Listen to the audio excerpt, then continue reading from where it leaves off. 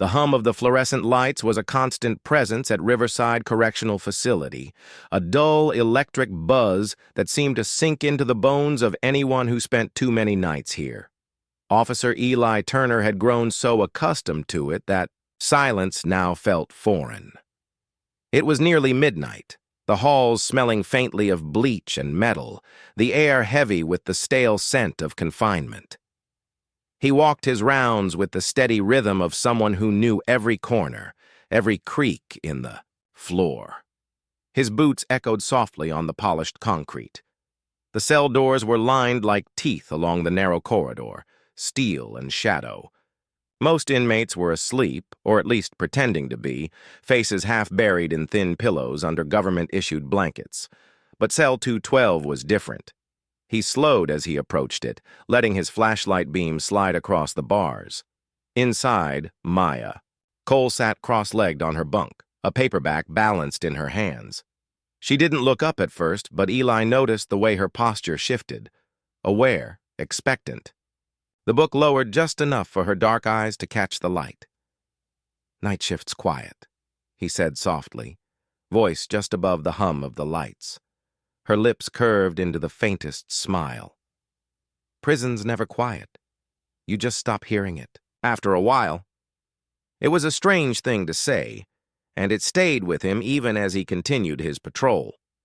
The thought nagged at him, how easily she could read the undercurrent of a place most people never understood. Eli tried to keep his focus, on the job, checking locks, logging times, but something in his chest pulled him back toward 212.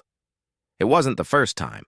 He told himself it was routine, that all officers had inmates they kept an extra eye on. But deep down he knew there was more to it. The night stretched on in its usual monotony. The overhead cameras blinked in lazy rhythm, their small red lights catching the shine of the bars. Somewhere in the distance, a cough broke the stillness, followed by the scrape of metal against concrete as someone rolled over in bed. At 2:14 a.m., Eli passed 212 again. Maya was still awake, the book now closed beside her. She rested her chin on her knee, watching the hallway without shame. "You should get some sleep," he said, though his tone carried no real authority. "Should," she murmured. But then, I'd missed the interesting parts of the night. He wanted to ask what she meant, but he didn't. Instead, he lingered a second too long before moving on. By the time his shift neared its end, the weight of fatigue pressed against his shoulders. He signed his logbook, hung up his keys, and walked out into the crisp, pre-dawn air. The sky was a dull shade of steel, the moon already fading behind a haze of clouds. In the parking lot, he lit a cigarette, something he only did after night shifts. The smoke curled upward, disappearing into the thin wind. His mind wandered back, to Maya, to the curve of her smile, the strange sharpness in her voice, the way she seemed to see him in a way others didn't. He told himself it was nothing, just another inmate. But as he stubbed out the cigarette and slid into his car, Eli knew the truth was more complicated. When the sun came up, he'd go home, kiss his wife, and pretend the night was nothing but routine. But here, alone in the half-light, a thought lodged itself deep in his mind, a thought he couldn't yet name, but would soon no longer be able to ignore. Somewhere inside the walls of Riverside, lines were blurring, and once they did, they were almost impossible to redraw. The morning after his shift, Eli sat at the small kitchen table, sipping coffee that had long gone lukewarm. His wife, Claire, was bustling around in the background, packing her work bag, asking questions about his night in that distracted way of someone who had already half moved on to the day ahead. "Quiet night?" she asked without looking up. "Yeah," Eli replied, keeping his voice casual. "Same as always." But his mind wasn't in the kitchen. It was still in the dim corridors of Riverside Correctional, lingering outside cell 212. At the academy, they drilled the same mantra into every recruit: never get personal with an inmate. It wasn't written in any official policy the way it was whispered in the locker rooms, passed from veterans to rookies like a secret you'd better respect if you wanted to survive the job. Prison relationships, of any kind, were a dangerous game. Friendliness could be misinterpreted, a favor could turn into blackmail, and anything more than that, well, that could cost you your badge, your freedom, or your life. Eli had never had trouble keeping that boundary. Until now. The following night, he was back on the East Wing. The routine was the same. Check locks, note times, nod to the familiar faces behind the bars.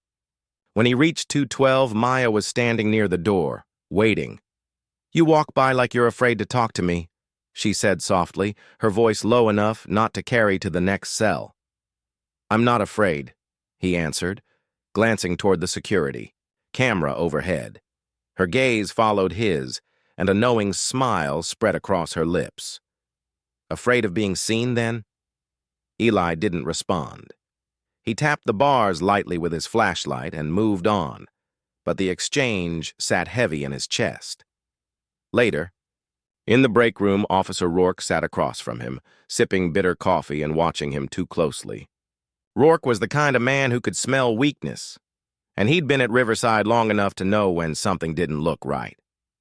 "You're getting too comfortable down there," Rourke said without preamble. Eli looked up. "What's that supposed to mean?" "It means," Rourke leaned forward, voice low, "you spend a lot of time around 212. And that girl? She's smart. Smarter than she lets on. You start talking too much, you'll find yourself in a corner you can't get out of." Eli gave a short, dismissive laugh. "You're imagining things." "Maybe," Rourke said, but his eyes didn't waver. "Just remember, you get burned in here, nobody's pulling you out." That night, Eli kept his distance from Maya, telling himself it was for the best. But the silence between them didn't make her disappear from his thoughts. It made her more vivid. The curve of her smile, the way she tilted her head when she listened, the quick, almost imperceptible flicker in her eyes when she decided to trust someone. All of it replayed in his mind long after the shift ended. The next week, the inevitable happened. He found a folded scrap of paper tucked inside the meal tray for 212. No name, just his initials scrawled in neat handwriting. Inside, a single sentence: "You don't have to pretend with me." It was nothing explicit, nothing incriminating, but it might as well have been a confession. He stood there in the hallway, the note burning in his palm, his pulse loud in his ears. He could crumple it, throw it away, report it. That was what the rules, both written and unwritten, demanded. But instead, he slid it into his pocket, telling himself he'd deal with it later. Deep down, he already knew later would never come. As he finished his shift that night, the prison felt different. Not louder, not quieter, but heavier, as if the air itself knew a boundary had shifted. And in a place like Riverside, once one line blurred, the whispers were never far behind. It started small, like it always does. A look held a second too long. A meal tray passed a little too slowly. A folded note exchanged when no one was watching. Except in prison, someone is always watching. By the end of the week, the air in the East Wing felt charged in a way Eli couldn't ignore. The inmates spoke in hushed tones as he walked by, their conversations pausing just long enough to make him feel like he'd walked into the tail end of something dangerous. Maya noticed it too. When he passed 212 one night, she was sitting on the lower bunk, leaning against the wall with an expression that was almost amused. "You hear it yet?" she asked under her breath. "Hear what?" "The whispers." She tilted her head toward the next cell over. "You can't stop them once they start." Eli forced a neutral expression. "You're imagining it." But he wasn't so sure. 2 nights later, while doing cell checks, An older inmate named Carver called him over. Carver had been at Riverside longer than most of the guards, and his voice was slow, deliberate. "Word is you've got a favorite," Carver said, eyes glinting. Under the dim light, Eli's jaw tightened. "Word is wrong." Carver just smiled, showing the gap in his front teeth. "You should know better. This place feeds on stories. True or not don't matter. Someone decides they like the sound of one. It becomes the truth." Eli walked away, without responding, but Carver's words lodged in his mind like splinters. By the end of the shift, the tension felt heavier than the steel doors themselves. Inmates leaned into bars when he passed, their conversations dropping to low murmurs that stopped as soon as he was in earshot. Rourke watched him from the control booth, his face unreadable. That night, Eli caught Maya's cellmate, a sharp-eyed woman named Jenkins, studying him with an expression that was far too knowing. She said nothing, but her smirk was enough to make him look away. The next evening, Maya slipped something through the bars when no one was looking. It wasn't a note this time, just a single peppermint candy wrapped in red foil. "You looked like you needed it," she said. It was such a small gesture, harmless on the surface, but it was also a line crossed, another one. Eli slipped the candy into his pocket without thinking. Minutes later, he heard the muffled sound of laughter coming from Jenkins's bunk, not loud enough to draw attention, but loud enough for him to know it was meant for him. Back in the break room, Rourke cornered him again. "You ever hear about Officer Diaz?" Rourke asked, voice low. Eli shook his head. "Got too friendly with an inmate. Didn't even touch her, far as anyone could prove. But the rumors were enough. Internal Affairs got involved, and they'll dig until they find something.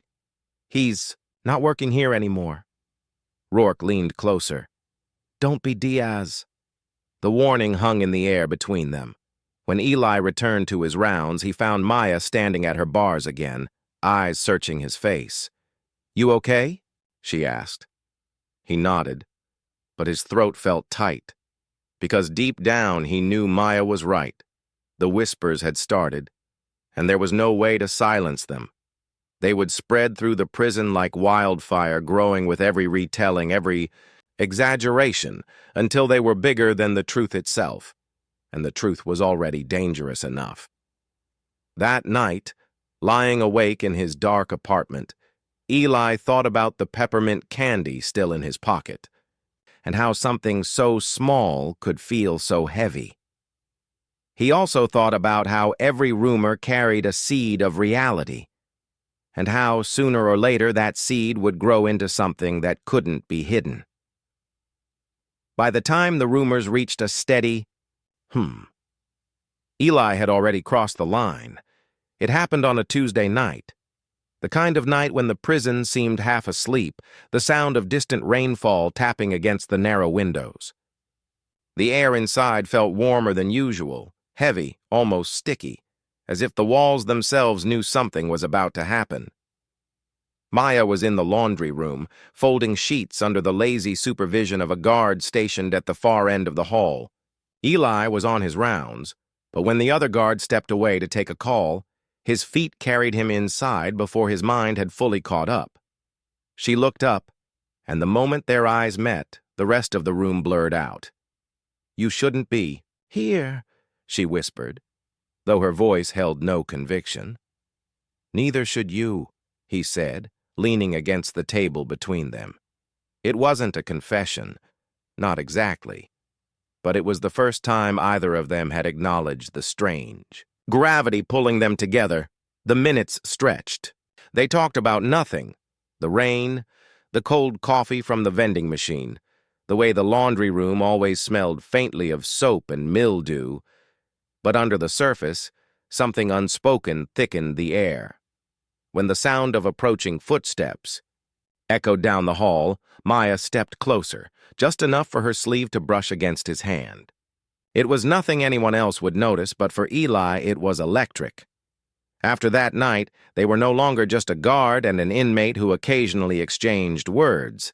They had a secret, a small one maybe, But in Riverside, small secrets had a way of growing claws. Over the next week, their conversations became more deliberate, though never long enough to draw suspicion, passing remarks during meal runs, quick glances at shift change. A single folded note slipped between sheets on laundry day. The ink faded as if written in haste. "Trust me."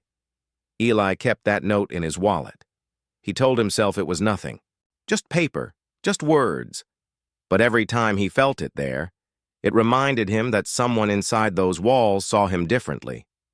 Still, the whispers hadn't stopped. If anything, they were getting louder. Jenkins, Maya's cellmate, had started asking pointed questions. Why does Turner always take our block last? Why does she get extra time in the laundry? Her voice carried just enough to be overheard. Eli tried to brush it off, but Rourke's eyes followed him everywhere. He knew the older officer was just waiting for a mistake. One night, while making rounds, Eli paused at 212. Maya stood at the bars, her hair falling loose over her shoulders. "They're talking more," she said quietly. "I know. You worried?" He hesitated, then shook his head. "Not about that." "What then?" Eli met her gaze, and in that moment he realized he wasn't afraid of the rumors. He was afraid of what he'd already done, and what he knew he would do again.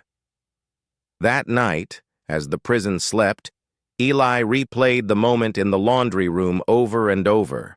The brush of fabric against his skin, the smell of soap, the way she looked at him like she could see the man beneath the uniform. It was reckless. It was dangerous. It was already too far gone. By morning, he'd convinced himself it was still manageable. As long as no one had proof, they could keep their secret buried. But secrets in Riverside had a way of rotting from the inside out. And, once they started to decay, the stench was impossible to hide. Next, rumors don't die, where the whispers sharpen into threats, and Eli realizes that the story spreading through the prison may destroy them both. In Riverside, rumors moved faster than truth. By the time 2 weeks had passed since the laundry room, the whispers about Eli and Maya had spread from the East Wing to the entire facility. They shifted in detail depending on who was telling them. Sometimes they claimed Eli was sneaking her contraband, other times that they'd been caught holding hands in the hallway. The versions varied, but the core was always the same. Officer Turner was getting too close to an inmate. He felt it, in the way conversations stopped when he walked into a room, in the sidelong glances from other guards, in the way certain inmates smirked when he passed. Even the air in the break room seemed heavier now, as though everyone inside was waiting for him to crack. One afternoon, he overheard 2 junior officers talking by the coffee machine. "Guess she's got him wrapped around her finger." One said, "Wouldn't be the first, won't be the last," the other replied, their voices dropping when they noticed him enter. Eli didn't confront them. There was no point. In prison, once a story started running, you couldn't catch it. No, worst part was that Maya knew. He could see it in her eyes when he came by her cell. The way her smile carried an edge now, like she understood exactly how dangerous the situation had become. "They're making things up," she told him one night when the corridor was empty. "They're making it worse," he corrected. "You think I care?" He didn't answer, but Maya's cellmate Jenkins cared, or at least pretended she didn't while watching everything. Her eyes followed him during rounds, and she had started exchanging low conversations with Carver in the next cell, both of them glancing at Eli just a beat too long afterward. The tension became suffocating. He avoided unnecessary stops by 212, forcing himself to keep his interactions with Maya to quick exchanges. But that distance only seemed to make the gossip more certain. The less they saw, the more people filled in the blanks themselves. One rainy evening, Rourke caught him in the hallway. "You think you're controlling this?" Rourke said, his voice low but sharp. "You're not. You can't control a rumor. It's like mold. Once it starts, it spreads." "I'm fine." Eli said, but even to his own ears the words sounded hollow. No, you're not. And if you're smart, you'll find a way to put an end to it before it ends you. It wasn't just a warning. It was a dare, one that Eli didn't know how to answer. Later that night, during final rounds, he passed 212. Maya was sitting on her bunk, elbows resting on her knees. She didn't smile this time. You're pulling away, she said quietly. I have to, he replied. For both of us. Or for you. Her question lingered after he walked away. By the time his shift ended, Eli felt frayed.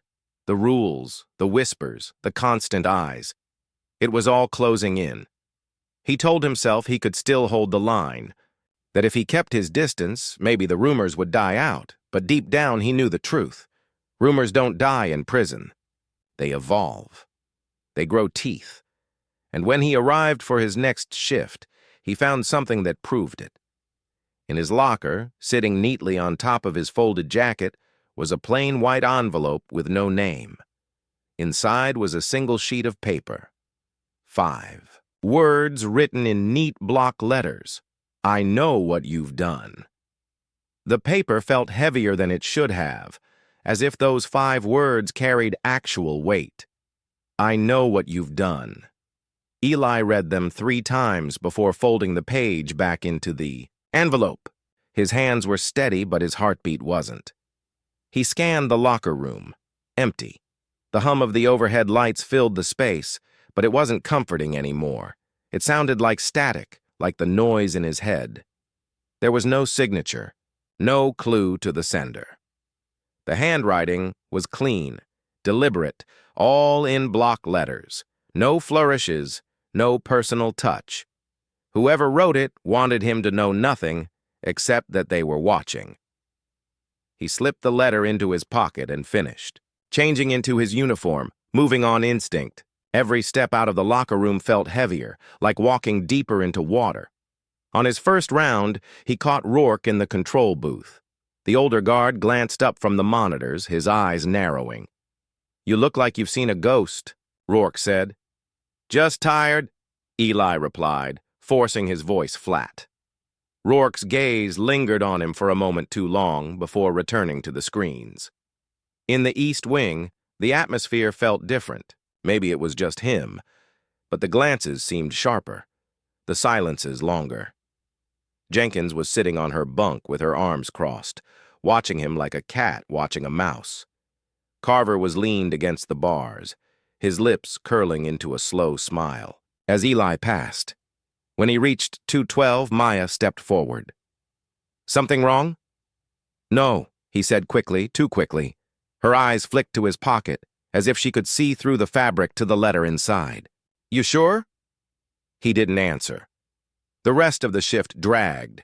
Every camera, every door, every shadow felt like a potential source of the note. Was it another officer? An inmate? Someone outside the prison entirely? The possibilities spun in his mind until they became a knot he couldn't untangle. By the time he made it back to the break room, his nerves were frayed. He sat at the corner table, the envelope resting on the tray in front of him. He stared at it, debating whether to destroy it or keep it. Destroying it felt smart, but keeping it meant he still had proof, if proof was what it could be called. You planning to stare at that all night? Eli looked up. Rourke was standing over him, coffee in hand. It's nothing, Eli said, sliding the envelope back into his pocket. Rourke tilted his head. In here, nothing usually turns into something real quick. The warning hung in the air as Rourke walked out. When Eli finally left for the night, the prison felt colder than usual. The sound of the gates closing behind him was sharper, louder, almost accusatory. At home, he sat in his car for nearly 10 minutes before going inside. Claire was already asleep, the house dark except for the faint glow from the street lamp outside. He pulled the letter out again, reading it one more time in the pale light. It wasn't a warning. It was a trap. If someone had written this, they wanted him scared, off balance, desperate, And desperation in a place like Riverside could make a man do things he'd once thought impossible. As he lay in bed that night, the words repeated in his head like a drum beat. "I know what you've done."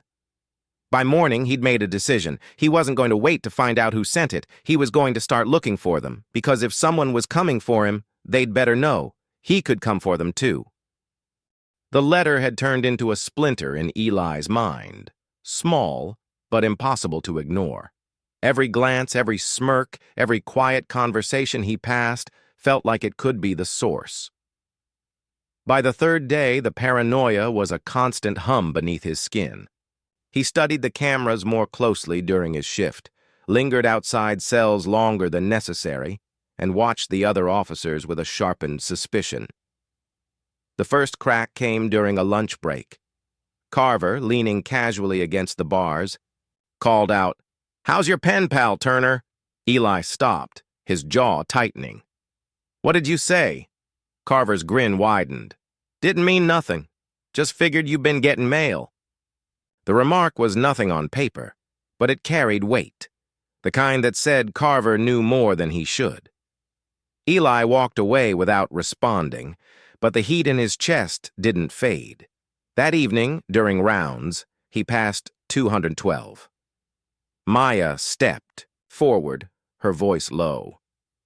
"You're looking at everyone like they've got a knife." "Feels like they do," Eli muttered. She tilted her head, searching his expression. Then maybe stop giving them reasons to use it. It was the closest. She'd come to calling him reckless, and it stung, but it also confirmed something. Maya knew the situation was worsening, and if she knew, she might also know who was behind the letter. Back in the break room, Rourke was waiting for him. "You're unraveling," he said plainly. "I'm fine." "No, you're not. You've got that look in your eyes, the one guys get before they make a mistake that costs them everything. You need to figure out what matters to you, Turner, your job or whatever this is." Eli didn't answer, but Rourke's words pressed on him long after he left the room. The next shift brought more pressure from home. Claire called during his break, her voice tight. "You've been distracted for weeks. Coming home late, barely talking to me. Is there something I should know?" Eli's throat went dry. "Work's just tense right now." "Tense? How?" He didn't answer, and she hung up with a sigh that sounded too much like defeat.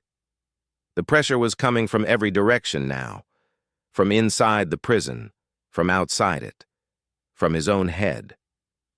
It was getting harder to think straight. When he finally confronted Maya later that night, it wasn't planned. "Do you know who's been talking?" he asked, his voice sharper than he intended, her eyes narrowed. "Why would I?"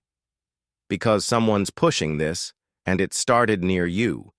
She stepped closer to the bars, her gaze hard. "You think this is just about me? You think people don't talk about guards all the time? You're not that special, Eli." The words hit harder than he expected. He turned away, but she called after him. "Careful, Turner. The more you push, the more you show them where to press." That night, he couldn't shake it. The letter, Carver's remark, Rourke's warning, Claire's suspicion, Maya's sharp tone, it all felt like pieces of a puzzle closing in. And the truth he didn't want to face was this: everyone has a breaking point. He just didn't know how close he was to his. By the time Eli's final shift of the week began, the air inside the prison felt heavier, as if the concrete itself knew what was coming. He told himself it was just another night, but the thudding in his chest said otherwise. The fluorescent lights buzzed overhead as he clipped the keys to his belt. The sound echoed through the empty corridor, a sound he'd heard 1,000 times, but tonight it carried a different weight. He started his rounds in Block A. Most of the inmates were already lying down, murmuring to each other in low voices. But their eyes followed him, sharp, measuring like they were waiting for a crack. Halfway through the block, Carver leaned against his cell door, smiling like a man who'd already won. "Evening, Turner. Rough week?" Eli ignored him, but The smile stayed burned in his mind as he moved on. When he reached 212, Maya was sitting on the edge of her bunk, elbows on her knees. She didn't look up. "You okay?" he asked. Her voice was flat. "Don't ask questions you don't want the answer to." It wasn't defiance this time. It was something else. Resignation. He lingered a second longer, then kept walking, but his hand stayed close to the key ring. Something about her tone made him uneasy. By the time he reached Block C, the unease had grown into a quiet dread. The corridors were too still. Even the usual background noise, clanging metal, distant, shouts, seemed muted. As he turned the corner, he saw Rourke leaning against the wall near the exit door. "You're late," Rourke said. "For what?" Eli asked. "Whatever's about to happen." Eli frowned. "What are you talking about?" Rourke stepped closer, his voice low. "Word is, Carver's been talking to the warden, about you, about her." Eli's pulse spiked. "That's true," Rourke cut in. "If you're gonna act, Turner, you don't have much time left." Rourke walked away, leaving the warning hanging in the stale air. Eli continued his rounds. But now, each step felt heavier. He passed cells without really seeing them, his mind locked on a single thought. If Carver talks, everything ends. When he reached Block D, he stopped outside Carver's cell. Carver was lying on his bunk, hands behind his head, grinning like he'd been expecting him. "You've been busy, Turner," Carver said. "Don't worry, I'm just making sure the right people know what's going on." Eli's jaw clenched. "And what's that supposed to mean?" Carver sat up slowly, the grin never leaving his face. "That maybe some rules don't apply to everyone, but they should." For a long moment, neither moved. Then Eli took a step back, forcing his voice steady. "Lights out in 5. He finished his rounds quickly, barely registering the faces or the bars he passed. His mind was already in the next hour, in the decisions waiting for him. When he returned to the break room, the clock read 11:57 p.m., only 3 minutes until his shift ended. But instead of relief, a strange calm settled over him, because he knew this wasn't the end of the shift. It was the beginning of something irreversible. Outside, rain began to hit the high windows in slow, deliberate taps, like the world was counting down with him. 3 minutes. 3 steps to the door. 3 choices he could still make, and only one of them would keep the secret buried. The rain outside had turned into a steady downpour by the time Eli left the break room. Each step down the corridor felt like it was sinking deeper into a decision he could no longer undo. Carver's smirk haunted him. Rourke's warning echoed in his skull. And somewhere, just beyond the concrete and steel, Maya's face lingered in the dark, tired, guarded, but still clinging to the sliver of trust she'd placed in him. Eli didn't have 3 minutes anymore. He had seconds. When he reached Block D again, the fluorescent light flickered overhead. The corridor was empty, quiet, except for the distant hum of the generator. He stopped at cell 218. Carver was sitting up this time, a half-smile tugging at his lips. "You couldn't sleep either?" Carver asked. Eli unlocked the cell without answering. The metal door swung open with a groan. Carver's smirk faltered. "What's this?" "Insurance," Eli said. Carver stood, his posture stiffening. "You're in deep already, Turner. This won't." Eli moved fast, pushing him back against the bunk. The struggle was short, brutal. The sound of it was muffled by the storm outside, each movement swallowed by the walls. Carver tried to shout, but Eli's forearm pressed harder against his throat. When it was over, Eli stood in the stillness, breathing hard. Carver's body lay slumped on the mattress, his head turned toward the wall as if in sleep. The first part was done. Now came the harder one. Making sure no one ever knew, Eli worked quickly. He straightened the bedding, positioned Carver's hands at his sides, and adjusted his head. The scene looked almost peaceful, as if Carver had simply dozed off after lights out. But Eli knew the truth, and so would anyone who looked too closely. He left the cell, locking it behind him. Back in the corridor, his pulse still thundered in his ears. He forced himself to slow down, to move like a man just finishing his shift. The cameras in this wing were old, temperamental. Still, he made sure to keep his route natural, nothing that would draw attention during a playback. When he reached the security desk, Rourke was there, sipping coffee. "You look pale," Rourke said, his eyes narrowing. "Long night," Eli replied, keeping his voice even. Rourke studied him for a moment longer before shrugging. "Don't worry. I'll make sure the logs are tidy." The meaning was clear. Rourke wasn't going to ask questions, not if Eli didn't. By the time Eli left the prison, the rain had washed the streets clean, reflecting the orange glow of the streetlights. He drove home with the heater on full blast, but the cold inside him didn't fade. He thought about Maya, about the way she'd looked earlier, resigned but still alive. Carver couldn't hurt her now, couldn't hurt him. But the cost was permanent. The next morning, the call came before sunrise. "Turner, you need to get in." The warden's voice was sharp, urgent. "We found Carver this morning, dead in his cell. Looks like natural causes, but we need to follow protocol." Eli agreed to come in, keeping his tone calm. Natural causes. That's what they'd write down. That's what the report would say. But inside the prison, whispers were already starting. Some swore they'd seen Eli in Block D after final rounds. Others claimed Carver had been healthy the night before. Maya said nothing. When Eli passed her cell that day, she met his eyes just long enough for him to understand. She knew. And with that knowledge came a new kind of danger, one Eli couldn't control, because secrets, once shared, were never truly buried, and the one person he'd risked everything to protect might now be the one holding the match over the powder keg.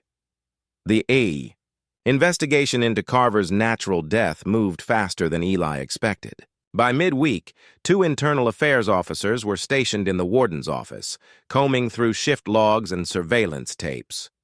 The official line was still heart failure, but Eli knew better, and so, it seemed, did half the prison. Rumors spread like wildfire, slipping between bars and echoing off concrete.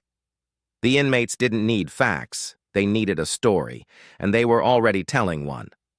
In most versions, Eli played the lead role. Maya was silent. Not once in the days after.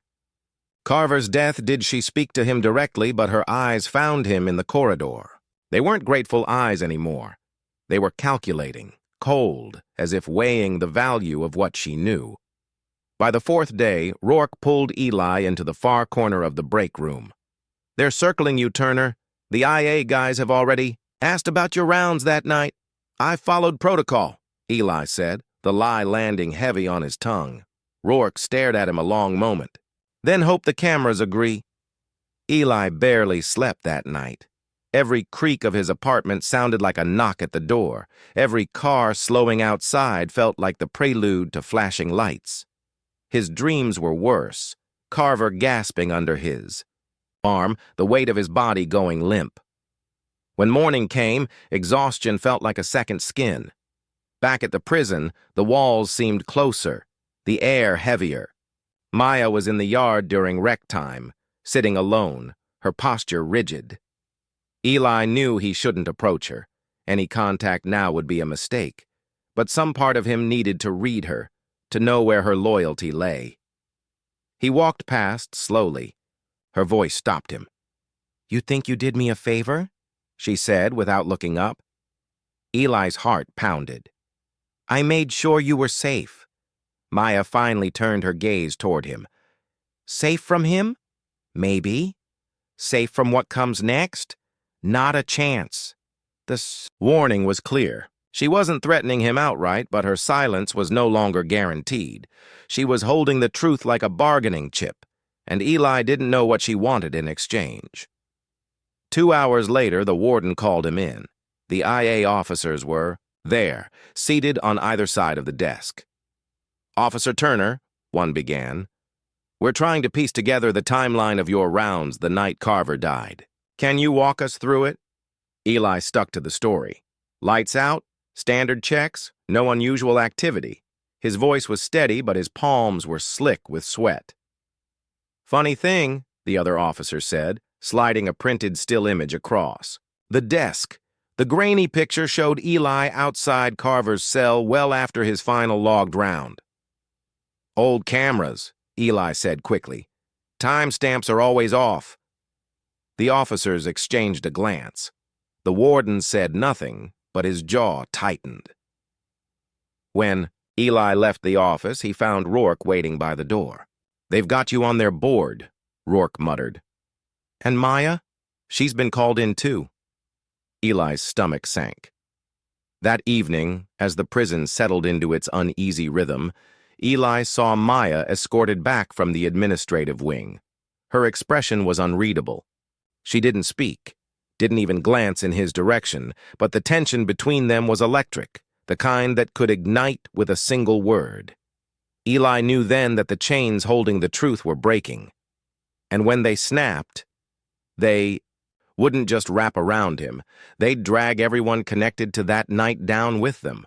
Because in this place, the truth didn't set anyone free. It just locked them in tighter.